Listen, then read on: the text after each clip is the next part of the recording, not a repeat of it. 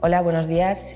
Soy Paula Loy, vuestra tutora en el curso 2 de SBEC titulado La creación del proyecto interior y experiencia con el cliente, y en esta primera píldora vamos a tratar el universo del color y descubriremos por qué el color es una herramienta fundamental para nosotros, para los creativos, también para los interioristas, a la hora de desarrollar proyectos exitosos en el campo del interiorismo. La madera y el color blanco son un recurso decorativo que nunca falla, pero que a su vez pocas veces sorprende. Esta es una frase de Inés Martín, periodista de la revista Interiores, y con ella lo que descubrimos o lo que comprendemos es algo que nos suele suceder habitualmente, que es que tanto por nuestra parte y sobre todo por la parte de nuestros clientes nos sentimos muy cómodos empleando siempre paletas de tonos neutros y materiales naturales en los proyectos. Pero también es cierto que cuando nos atrevemos a introducir algún tipo de color o paleta cromática más allá de los acromáticos, podemos obtener resultados súper interesantes, ¿no? Pero entonces nos preguntaremos, ¿de qué modo puedo llegar a conseguir desarrollar una paleta cromática perfecta o una muy buena paleta cromática según el tipo de proyecto que estoy desarrollando? Bueno, pues realmente se trata de conocer las distintas relaciones armoniosas que pueden existir entre los colores dentro del círculo cromático. Cuando hablamos de armonía, podría ser paralelo a obtener una serie de combinación entre colores con un resultado exitoso. La armonía la conseguiremos a partir de dos claves, ¿no? Armonía por analogía y armonía por contraste. En esta primera píldora de lo que vamos a tratar es de la armonía por analogía. Analogía significa similitud o parentesco. Por lo tanto, cuando realizamos combinaciones de color análogas, lo que estamos haciendo es utilizar colores que se encuentran muy cercanos o incluso uno al lado de otro dentro del círculo cromático, ¿no? Al final son colores que tienen o que utilizan el mismo tono base.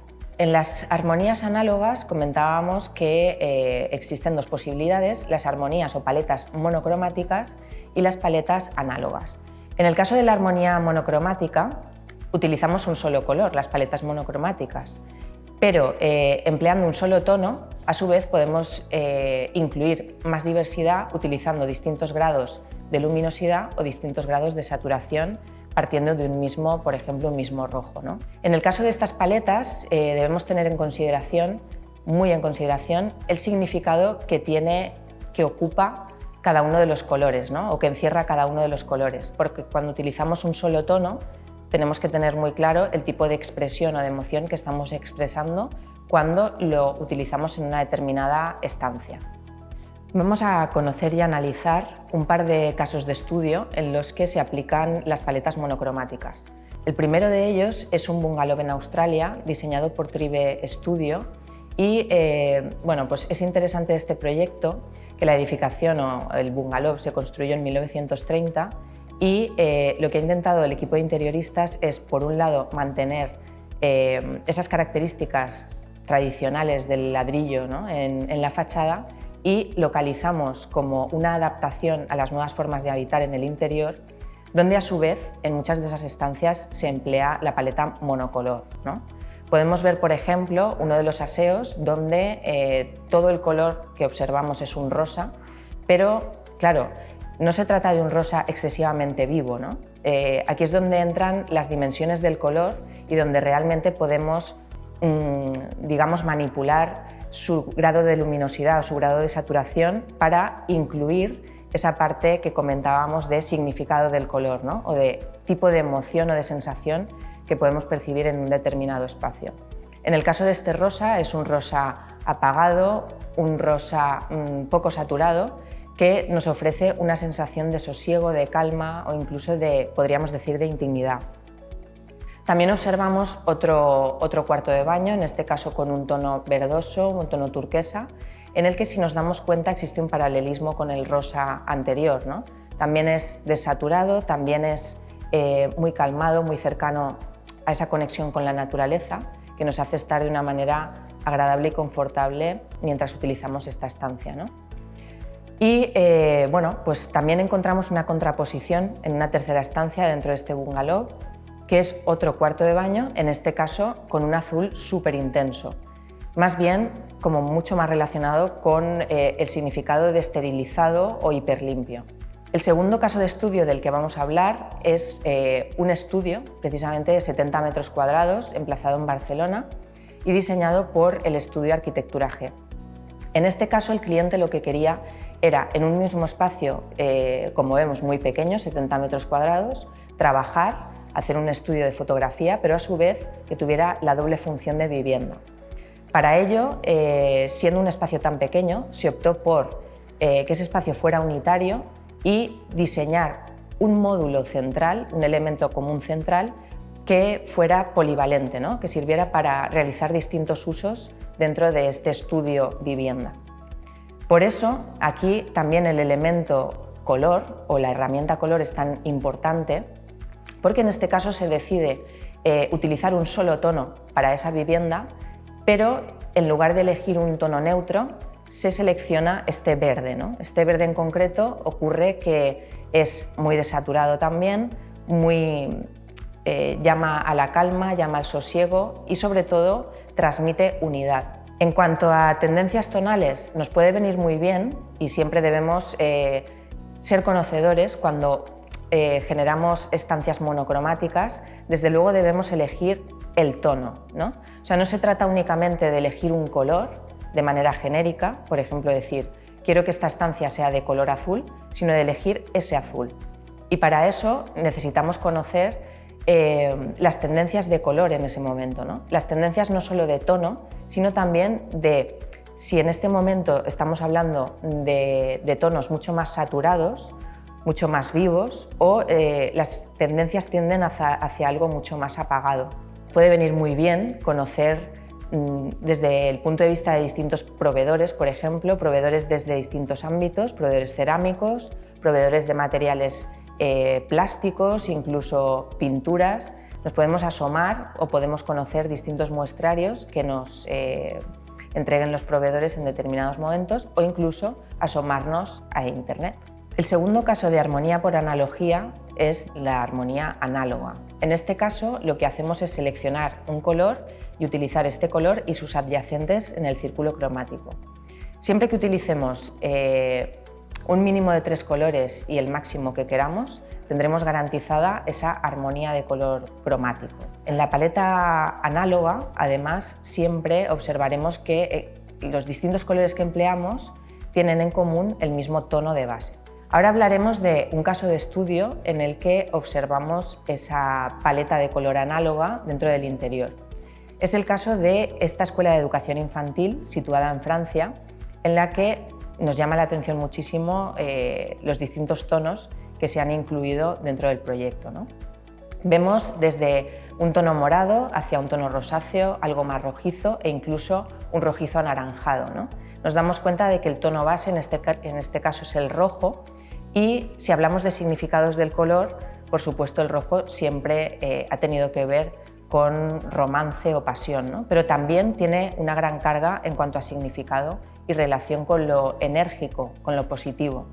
Por lo tanto, podría ser un tono muy acertado y también todos esos matices que nos ofrecen sus tonos análogos son muy acertados para un espacio de educación infantil donde el positivismo y la energía pueden ser elementos muy importantes. En el siguiente caso de estudio, en el siguiente ejemplo, vamos a observar un edificio corporativo, es decir, que se destina a las oficinas y a las instalaciones de una empresa situado en Ámsterdam y nos fijamos en que este edificio, para empezar, es muy antiguo, data de 1788 y en aquel momento ese edificio estaba destinado o acudían allí distintos personajes, ¿no? Distintos personas relacionadas con el mundo científico o incluso escritores, dibujantes, etc., ¿no? Entonces, cuando el estudio de interioristas recupera este proyecto y pretende reformarlo y reactivarlo y convertirlo en un edificio corporativo, toma como referencia que en sus orígenes hubieron distintos oficios utilizando este edificio y lo que hacen es emplear distintos colores en función de los usos de cada estancia dentro del edificio. En el ejemplo lo que estamos viendo directamente es el área de la cafetería y restaurante, donde vemos una paleta de análogos que van desde los tonos amarillos hacia los anaranjados y marrones. Aquí lo que es muy interesante y el modo en el que apaciguamos ese tono amarillo, que en principio puede llegar a ser muy vivo y extremo, ¿no? La manera de apaciguarlo es que, si nos damos cuenta, hay mucho equilibrio que proporciona el blanco que introducimos también en el espacio y también ese tono neutro que nos proporciona y natural el acabado del suelo de la madera.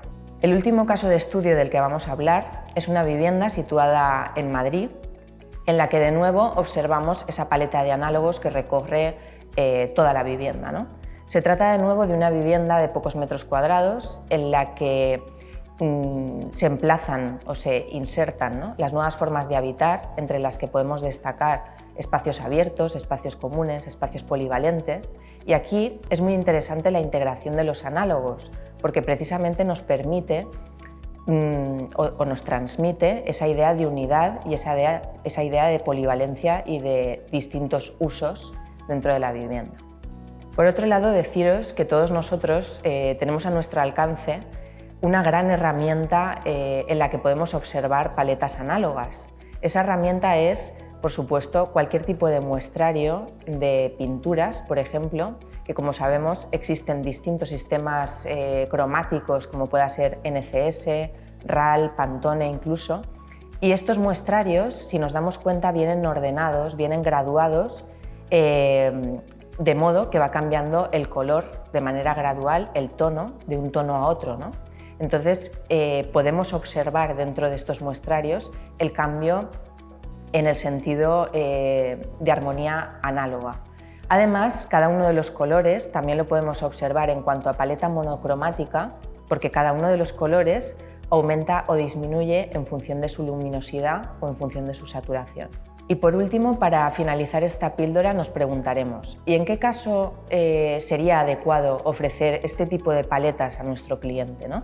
Pues por un lado, si nos preguntamos acerca de las paletas monocromáticas, quizás sería ese tipo de cliente que sí que se atreve a ir un poquito más allá de establecer tonos neutros y naturales dentro de su vivienda. Se atreve, pero quizá únicamente incluyendo un tono, ¿no? Entonces, en este caso sí que sería muy importante seleccionar el tono adecuado en función incluso del tipo de uso que se haga de esa estancia. Por otro lado, si nos preguntamos cuándo sería interesante pasar al siguiente nivel, que seguramente sería el uso de una paleta análoga, pues quizás sería cuando quisiéramos implementar ciertos matices a ese tono, ¿no? Ciertos añadidos a ese significado o a esa emoción inicial que nos transmite un color. Si añadimos una serie de colores análogos a este primer tono seleccionado, desde luego estamos añadiendo todavía más detalle al posible acabado que podamos realizar de ese proyecto interior. Gracias por vuestra atención y nos vemos en la siguiente píldora, donde trataremos la segunda parte de armonía cromática con la armonía por contraste.